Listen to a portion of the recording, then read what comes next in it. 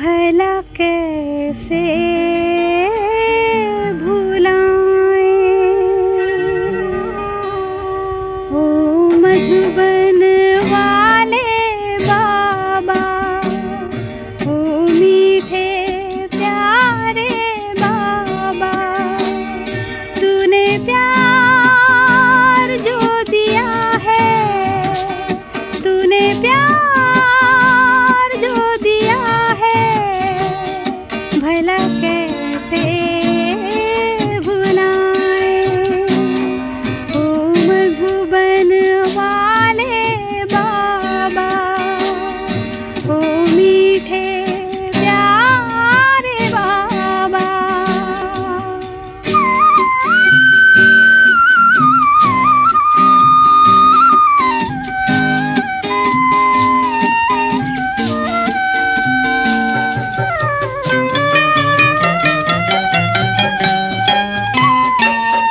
मधुबन का हर कण कहता, मेरे आंगन बाबा रहता।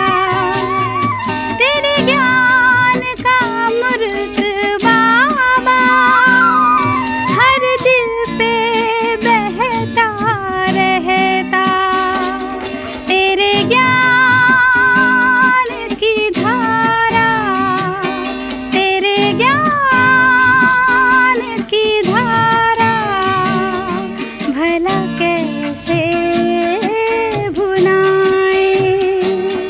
ओ मधुबन वाले बाबा, ओ मीठे प्यारे बाबा।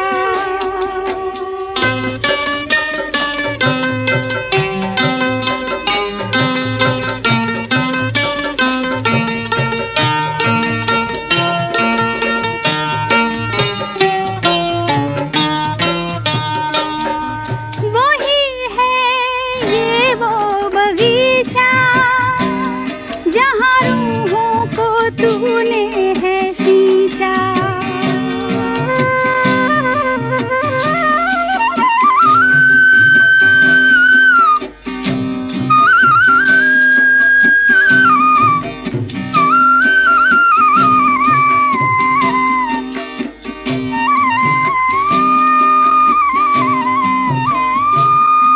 वही है ये फूलवारी, तूने खुशबू है जिसमें डाली। तू अनोखा है माली, तू अनोखा है माली, भला कैसे भुलाएं। ओ मधुबन वाले बाबा, ओ मीठे प्यारे बाबा।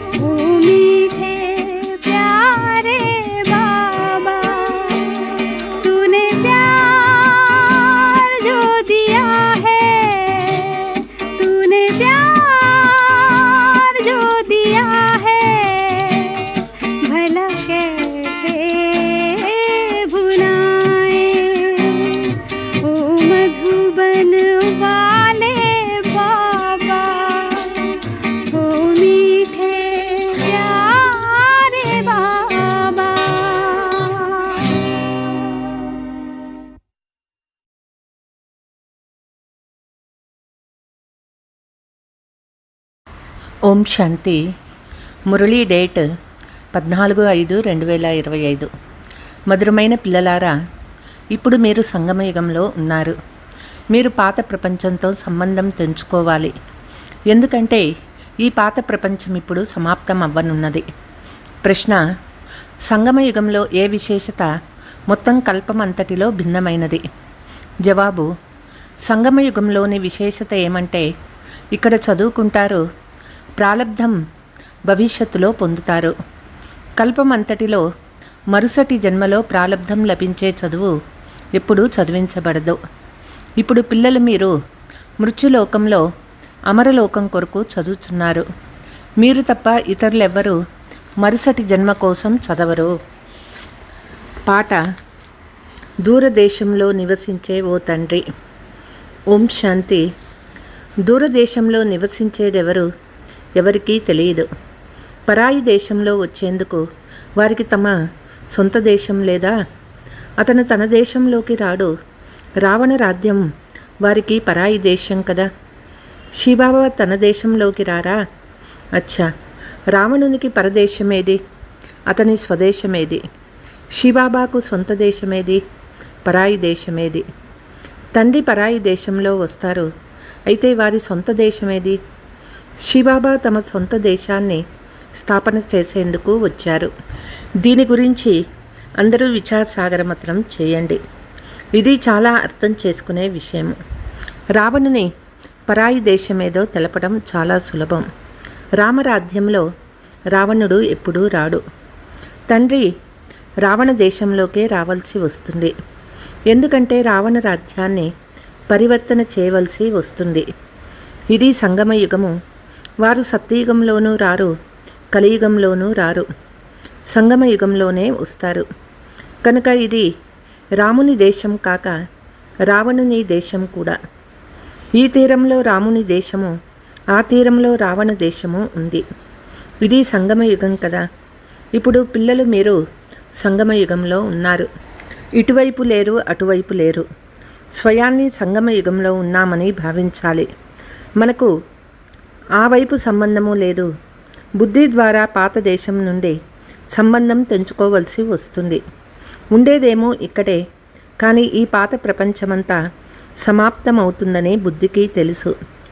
ఇప్పుడు నేను సంగమయుగంలో ఉన్నానని ఆత్మ చెప్తుంది. తండ్రి వచ్చారు, వారిని నావికుడని కూడా అంటారు. ఇప్పుడు మనం వెళ్తూ ఉన్నాము. ఎలా? యోగము ద్వారా. యోగము చేసేందుకు కూడా జ్ఞానం ఉన్నది. జ్ఞానం కొరకు కూడా జ్ఞానం ఉంది. యోగం కొరకు స్వయాన్ని ఆత్మగా భావించి ఒక తండ్రిని స్మృతి చేయమని చెప్పబడుతుంది. ఇది కూడా జ్ఞానమే. జ్ఞానం అంటే తెలివి. తండ్రి తన సలహా ఇచ్చేందుకు వచ్చారు. స్వయాన్ని ఆత్మగా భావించమని చెప్తూ ఉన్నారు. ఆత్మనే 84 జన్మలు తీసుకుంటుంది. తండ్రి కూర్చొని తన పిల్లలకు మాత్రమే విస్తారంగా వినిపిస్తారు. ఇప్పుడు ఈ రావణ రాజ్యం సమాప్తం అవుతుంది. ఇక్కడ కర్మ బంధనం ఉంది, అక్కడ కర్మ సంబంధం ఉంటుంది. బంధనం అనగా దుఃఖానికి మరో పేరు, సంబంధం అనగా సుఖము. ఇప్పుడు కర్మ బంధనాన్ని తెంచేయాలి. మనం ఇప్పుడు బ్రాహ్మణ సంబంధంలో ఉన్నామని, తర్వాత దైవీ సంబంధంలోకి వెళ్తామని బుద్ధిలో ఉన్నది. బ్రాహ్మణ సంబంధము ఈ ఒక్క జన్మలో మాత్రమే ఉంటుంది. తర్వాత 8 జన్మలు, 12 జన్మలు దైవీ సంబంధంలో ఉంటారు. ఈ జ్ఞానము బుద్ధిలో ఉంది. కనుక కలియుగ చీచీ కర్మబంధనాలను గ్లాని చేసినట్లుంటారు. ఇప్పుడు ఈ ప్రపంచంలోనే కర్మబంధనాలలో ఉండరాదు. ఇవన్నీ ఆసురీ కర్మబంధనాలు. మనం కూడా గుప్తంగా ఒక యాత్ర చేస్తూ ఉన్నాము. ఈ తండ్రి మనకు యాత్ర చేయడం నేర్పించారు. తర్వాత కర్మబంధనాలతో భిన్నమై మనము కర్మాతీతమై పోతాము. కర్మబంధనాలు ఇప్పుడు తెగిపోవాలి. పవిత్రంగా అయ్యి చక్రాన్ని అర్థం చేసుకొని చక్రవర్తి రాజులుగా అయ్యేందుకు తండ్రిని స్మృతి చేస్తాము. ఇప్పుడు మనం చదువుతూ ఉన్నాము. మరి దానికి ఒక లక్ష్యము, ప్రాలబ్ధం కూడా ఉండాలి కదా. మనల్ని చదివించేవారు అనంతమైన తండ్రి అని మీకు తెలుసు. అనంతమైన తండ్రి మనల్ని 5000 సంవత్సరాల క్రితం కూడా చదివించారు. ఇది డ్రామా కదా. ఎవరైతే కల్పక్రితం చదివించారో వారినే చదివిస్తారు. వస్తూ ఉంటారు, వృద్ధి చెందుతూ ఉంటారు. అందరూ సత్యయుగంలోకి రారు. మిగిలిన వారంతా వాపస్ ఇంటికి వెళ్తారు. ఈ తీరంలో నరకము, ఆ తీరంలో స్వర్గం ఉంది. ఆ చదువులో అయితే మనం ఇక్కడ చదువుకొని ప్రాలబ్ధం కూడా ఇక్కడే పొందుతామని తెలుసు. ఇక్కడ మనం సంగమయుగంలో చదువుకుంటున్నాము.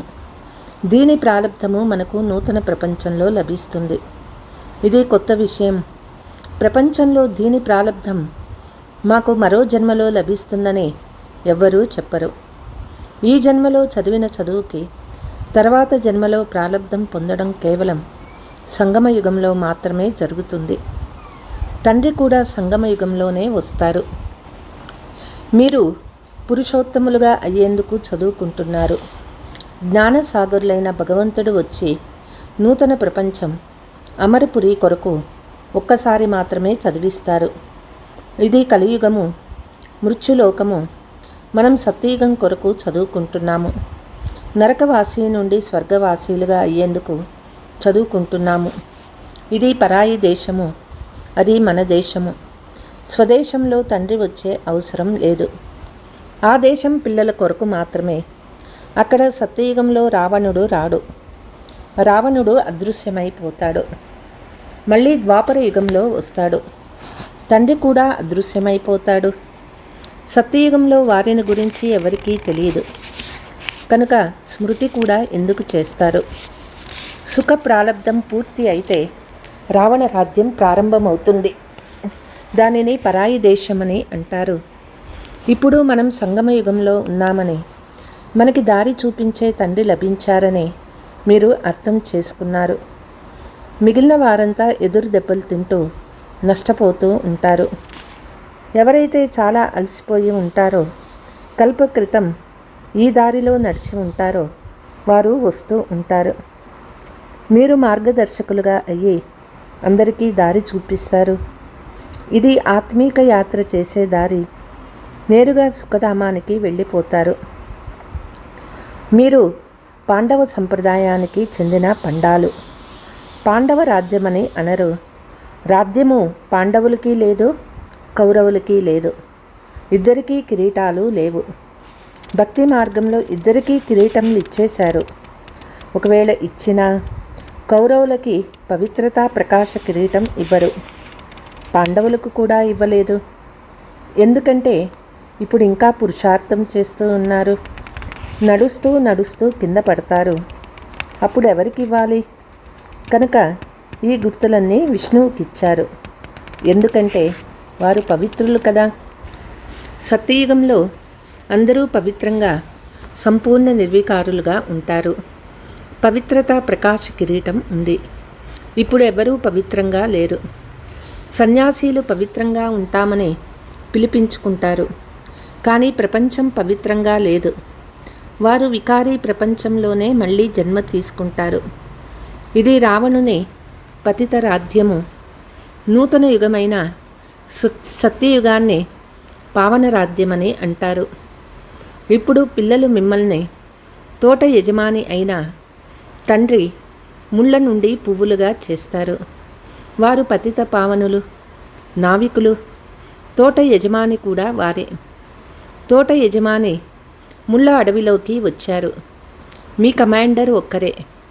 యాదవుల చీఫ్ కమాండర్ను శంకరుడని అంటామా? వాస్తవానికి శంకరుడేమీ వినాశనం చెయ్యరు. సమయం ఆసన్నమైనప్పుడు యుద్ధం ప్రారంభమవుతుంది. శంకరుని పేరుతో మిసైల్స్ మొదలైనవి తయారు చేస్తారని అంటారు. ఈ కథలన్నీ తయారు చేసినవే.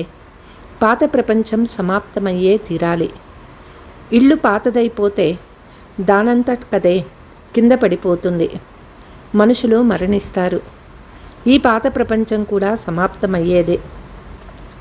ఇదంతా కుంగిపోయినందుకు మరణిస్తారు. కొంతమంది నీటిలో మునిగి మరణిస్తారు. కొంతమంది షాకుతో మరణిస్తారు. బాంబుల నుండి వచ్చిన విషవాయువులు కూడా చంపేస్తాయి. ఇప్పుడు వినాశమయ్యే తీరుతుందని పిల్లల బుద్ధిలో ఉన్నది. మనం ఆవలి తీరానికి వెళ్తూ ఉన్నాము. కలియుగం పూర్తయి సత్యయుగం స్థాపన జరిగే తీరాలి. తర్వాత అర్ధకల్పము యుద్ధాలే జరగవు. ఇప్పుడు పురుషార్థం చేయించేందుకు తండ్రి వచ్చారు. ఇది చివరి అవకాశము. ఆలస్యం చేస్తే అకస్మాత్తుగా మరణిస్తారు. మృత్యువు అతి సమీపంలో నిలబడి ఉంది. అకస్మాత్తుగా కూర్చొని మనుషులు మరణిస్తారు. మరణించేందుకు ముందు స్మృతి యాత్ర చేయండి. ఇప్పుడు పిల్లలు మీరు ఇంటికి వెళ్ళాలి. అందువల్ల పిల్లలు ఇంటిని స్మృతి చేయమని తండ్రి చెప్తూ ఉన్నారు. స్మృతి ద్వారా అంతుమతి సోగతి అవుతుంది. ఇంటికి వెళ్ళిపోతారు. కానీ కేవలం ఇంటిని స్మృతి చేస్తే పాపాలు నశించవు. అందుకే తండ్రిని స్మృతి చేస్తూ ఉంటే పాపాలు వినాశనమై మీరు మీ ఇంటికి వెళ్ళిపోతారు. కనుక తండ్రిని స్మృతి చేస్తూ ఉండండి. చార్టు ఉంచితే మొత్తం రోజంతటిలో ఏం చేశారో తెలిసిపోతుంది. 5-6 సంవత్సరాల వయసు నుండి మీ జీవితంలో ఏమేం చేశారో అది కూడా గుర్తుంటుంది. అలాగని మొత్తం సమయమంతా వ్రాస్తూ ఉండాల్సి వస్తుందని కాదు. గమనం ఉంటుంది. తోటలో కూర్చొని బాబాను స్మృతి చేస్తారు. దుకాణంలో ఎవరూ గిరాకులు లేకుంటే స్మృతిలో కూర్చోవాలి. మనసులో గుర్తుండాలి. అంతా వ్రాయాలనుకుంటే డైరీ వ్రాయవలసి వస్తుంది. ఇదే ముఖ్యమైన విషయము. మనం తమో ప్రధానం నుండి సతో ప్రధానంగా ఎలా అవ్వాలి? పవిత్ర ప్రపంచంలో అధిపతులుగా ఎలా అవ్వాలి? పతీత్ నుండి పావనంగా ఎలా అవ్వాలి? ఇందుకు కావలసిన ఈ జ్ఞానాన్ని తండ్రి వచ్చి ఇస్తూ ఉన్నారు. తండ్రి ఒక్కరే జ్ఞానసాగర్లు. ఇప్పుడు మీరు బాబా మేం మీ వారము, సదా మీ వారమే, కేవలం మర్చిపోయి దేహాభిమానులుగా అయిపోయాము. ఇప్పుడు మీరు వచ్చి మార్గం తెలిపినందున మేము మళ్ళీ దేహీ అభిమానిగా అవుతాము అని అంటారు. సత్యయుగంలో మనం దేహీ అభిమానులుగా ఉండేవారము. సంతోషంగా ఒక శరీరాన్ని వదిలి మరో శరీరాన్ని తీసుకునేవాళ్ళము. కాబట్టి పిల్లలైన మీరు ఈ విషయాలన్నీ ధారణ చేసి ఇతరులకు అర్థం చేయించేందుకు అర్హులుగా అవ్వాలి. అప్పుడు చాలామందికి కళ్యాణం అవుతుంది. డ్రామా అనుసారంగా నెంబర్ వారు పురుషార్థానుసారం సేవాదారులుగా అవుతూ ఉన్నారని బాబాకి తెలుసు. అచ్చా, మీరు ఎవరైనా కల్పవృక్షం మొదలైనది అర్థం చేయించలేకపోతే మీరు స్వయాన్ని ఆత్మగా భావించి తండ్రిని స్మృతి చేయండి. చాలా సులభమైన విషయం అందరికీ చెప్పండి. నన్ను స్మృతి చేస్తే మీ వికర్మలు వినాశం అవుతాయని తండ్రి ఒక్కరు మాత్రమే చెప్తారు. ఈ విషయం బ్రాహ్మణులైన మీరు తప్ప ఇతరులెవ్వరూ చెప్పలేరు. ఇతర మనుషులకెవ్వరికీ ఆత్మను గురించి కానీ తండ్రి అయిన పరమాత్మ గురించి కానీ తెలియదు. కేవలం పరమాత్మ అని చెప్తారు. కాబట్టి ఎవరికీ బాణం తగలదు. భగవంతుని రూపం తెలుసుకోవలసి వస్తుంది. మీరంతా నాటకంలోని పాత్రధారులు. ప్రతి ఆత్మ శరీరాన్ని ధరించి పాత్ర అభినయిస్తుంది. ఒక శరీరాన్ని వదిలి మరొక శరీరాన్ని తీసుకొని మళ్ళీ పాత్రను అభినయిస్తుంది. అక్కడి పాత్రధారులు దుస్తులు మార్చుకుంటూ రకరకాల పాత్రలు అభినయిస్తారు. అయితే మీరు శరీరాలని మార్చుకుంటారు. అక్కడ స్త్రీ లేక పురుషుల డ్రెస్సు అల్పకాలం కొరకు ధరిస్తారు. ఇక్కడ పురుషుల శరీరం తీసుకుంటే ఆయువంతా పురుషునిగానే ఉంటాడు. అది హద్దు డ్రామా, ఇది బేహద్దు డ్రామా. మొట్టమొదట ముఖ్యమైన విషయం తండ్రి చెప్తూ ఉన్నారు, నన్ను స్మృతి చేయండి. యోగము అనే పదము కూడా ఉపయోగించకండి. ఎందుకంటే అనేక విధాలైన యోగాలు నేర్చుకుంటారు. అవన్నీ భక్తి మార్గంలోనివి. ఇప్పుడు తండ్రి చెప్తూ ఉన్నారు, నన్ను స్మృతి చేయండి. అంతేకాక ఇంటిని కూడా స్మృతి చేయండి. అప్పుడు మీరు ఇంటికి వెళ్ళిపోతారు. శివబాబా ఇతనిలో వచ్చి శిక్షణ ఇస్తారు. తండ్రిని స్మృతి చేస్తూ చేస్తూ మీరు పావనమైపోతారు. తర్వాత పవిత్రాత్మ ఎగిరిపోతుంది. ఎంతెంత స్మృతి చేసి ఉంటారో, సేవ చేసి ఉంటారో అంత ఉన్నత పదవిని పొందుతారు. స్మృతి చేయడంలోనే చాలా విఘ్నాలు వస్తాయి. పవిత్రంగా అవ్వకుంటే ధర్మరాజుపురంలో శిక్షలు కూడా అనుభవించవలసి వస్తుంది. గౌరవం పోవడం కాక పదవి కూడా భ్రష్టమైపోతుంది. చివర్లో అన్ని సాక్షాత్కారాలు జరుగుతాయి, కానీ అప్పుడు ఏమీ చేయలేరు. ఇంతగా చెప్పినా నన్ను స్మృతి చేయలేదు, పాపాలు అలాగే ఉండిపోయాయి, ఇప్పుడు శిక్షలను అనుభవించు అని సాక్షాత్కారం అవుతుంది. అప్పుడు చదువుకునేందుకు సమయం ఉండదు. అయ్యో, నేనెంత తప్పు చేశాను, ఊరికే సమయాన్ని వ్యర్థంగా పోగొట్టుకున్నానని పశ్చాత్తాపపడతారు, దుఃఖిస్తారు. కానీ శిక్షలేమో అనుభవించవలసి వస్తుంది. ఏమీ చేయలేరు. ఫెయిల్ అయినా మళ్ళీ చదువుకునే మాటే ఉండదు. ఆ చదువులో అయితే పాస్ అవ్వకుంటే మళ్ళీ చదువుకుంటారు. ఇక్కడే చదువు పూర్తయిపోతుంది. అంతిమ సమయంలో పశ్చాత్తాపకుండా ఉండాలంటే తండ్రి సలహా ఇస్తారు. పిల్లలు, బాగా చదువుకోండి, వ్యర్థ విషయాలలో మీ సమయం వృధా చేసుకోకండి, లేకుంటే చాలా పశ్చాత్తాపపడవలసి వస్తుంది. మాయ చాలా వ్యతిరేక పనులు చేయిస్తుంది. ఎప్పుడూ దొంగతనం చేసి ఉండరు. మాయ ఆ పని కూడా చేయిస్తుంది. చేసిన తర్వాత అరే, మాయ నన్ను మోసగించింది అని గుర్తుకొస్తుంది. మొదట ఫలానా వస్తువు తీసుకుంటాము అని మనసులో సంకల్పం వస్తుంది. ఇది తప్పా రైటా అనే బుద్ధి ఏమో లభించింది. ఆ వస్తువు తీసుకుంటే తప్పు, తీసుకోకుంటే రైటు అని బుద్ధికి తెలుసు. ఇప్పుడు ఏం చేయాలి? పవిత్రంగా ఉండడం మంచిది కదా. సాంగత్య దోషం వలన లూజ్ అవ్వరాదు. మనమంతా సోదరి సోదరులము. అటువంటప్పుడు నామరూపాలలో ఎందుకు చిక్కుకోవాలి? దేహాభిమానంలోకి రాకూడదు. కానీ మాయ చాలా శక్తివంతమైనది. మాయ తప్పు పని చేయాలనే సంకల్పం కలిగిస్తుంది. మీరు తప్పు పని చేయరాదని తండ్రి చెప్తారు. యుద్ధము జరుగుతుంది, కింద పడిపోతారు. తర్వాత రైటు బుద్ధి రానే రాదు. మనము రైట్ పని చేయాలి, అందులకు ఊతకర్రగా అవ్వాలి. ఇది అన్నిటికంటే మంచి పని. శరీర నిర్వహణ కొరకు సమయం ఉంది. రాత్రి పూట నిద్ర కూడా పోవాలి. ఆత్మ అలసిపోతే నిద్రపోతుంది, శరీరం కూడా నిద్రిస్తుంది. ఇప్పుడు శరీర నిర్వహణ కోసం విశ్రాంతి కొరకు సమయం అయితే ఉంది. మిగిలిన సమయం నా సేవలో లగ్నమవ్వండి. స్మృతి చార్టు ఉంచండి. వ్రాస్తారు కూడా. నడుస్తూ నడుస్తూ ఫెయిల్ అయిపోతారు. తండ్రిని స్మృతి చేయకుండా, సేవ చేయకుండా ఉంటే తప్పు పని జరిగిపోతూ ఉంటుంది. अच्छा, मीठे मीठे सिकीलते बच्चों प्रति मात पिता बाप दादा का याद प्यार और गुड मॉर्निंग. रूहानी बाप की रूहानी बच्चों को नमस्ते. हम रूहानी बच्चों की रूहानी मात पिता बाप दादा को याद प्यार गुड మార్నింగ్ నమస్తే నమస్తే. వ్యర్థ విషయాలలో మీ సమయాన్ని వృధా చేయకండి. మాయ ఏ తప్పు పని చేయకుండా గమనముంచాలి. సాంగత్య దోషంలోకి వచ్చి ఎప్పుడూ లూజ్ అవ్వరాదు. దేహాభిమానంలోకి వచ్చి ఎవరి నామరూపాలలో చిక్కుకోరాదు. ఇంటి స్మృతితో పాటు తండ్రిని కూడా స్మృతి చేయాలి. స్మృతి చార్టును తెలిపే డైరీ తయారు చేయాలి. అందులో రోజంతా ఏమేం చేసినారు, తండ్రి స్మృతిలో ఎంత సమయం ఉన్నారో నోట్ చేయాలి. వరదానము: నమ్రత యొక్క కవచం ద్వారా వ్యర్థమనే రావణుణ్ణి తగలబెట్టే సత్యమైన స్నేహి సహయోగి భవ.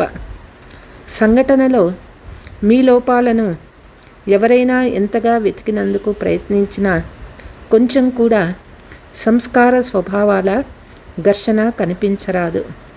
ఒకవేళ ఎవరైనా తిట్టినా, అవమానపరిచినా కూడా మీరు సైలెంట్గా అయిపోండి. ఒకవేళ ఎవరైనా తప్పు చేసినా మీరు రైట్గా ఉండండి. ఎవరైనా ఘర్షణ పడినా మీరు వారికి స్నేహం అనే నీటిని ఇవ్వండి. ఇది ఎందుకు, ఇలా ఎందుకు, ఇలాంటి సంకల్పాలు చేసి అగ్నిపై నూనె వేయకండి. నమ్రత అనే కవచాన్ని ధరించి ఉండండి. ఎక్కడ నమ్రత ఉంటుందో అక్కడ స్నేహ సహయోగాలు కూడా తప్పకుండా ఉంటాయి. స్లోగన్: నాది యొక్క అనేక హద్దు భావాలను ఒక్క మేరా బాబాలో ఇమిడ్చివేయండి. అచ్చా. ఓం శాంతి.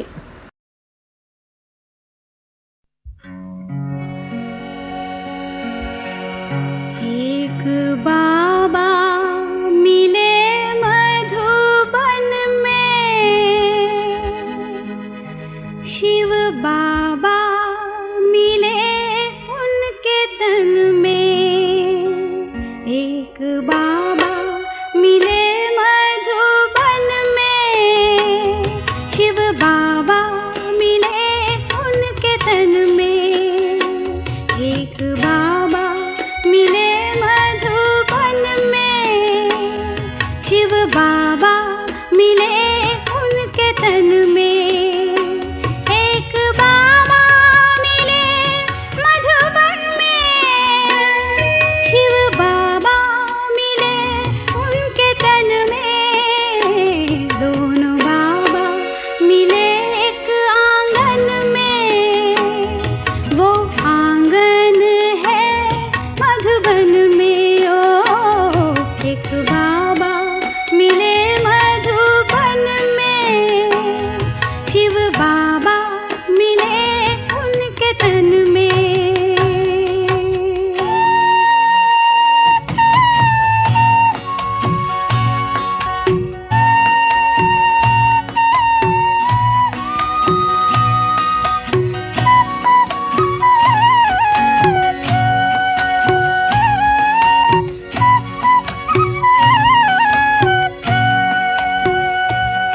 पहुँचे हम मधुबन तो देखा अनोखा चमन।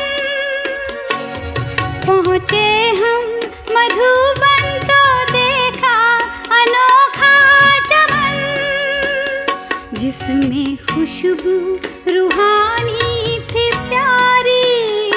देखा माली अपने गुलशन में। ओ एक बाबा मिले मधुबन में, शिव बाबा मिले उनके तन में। एक बाबा मिले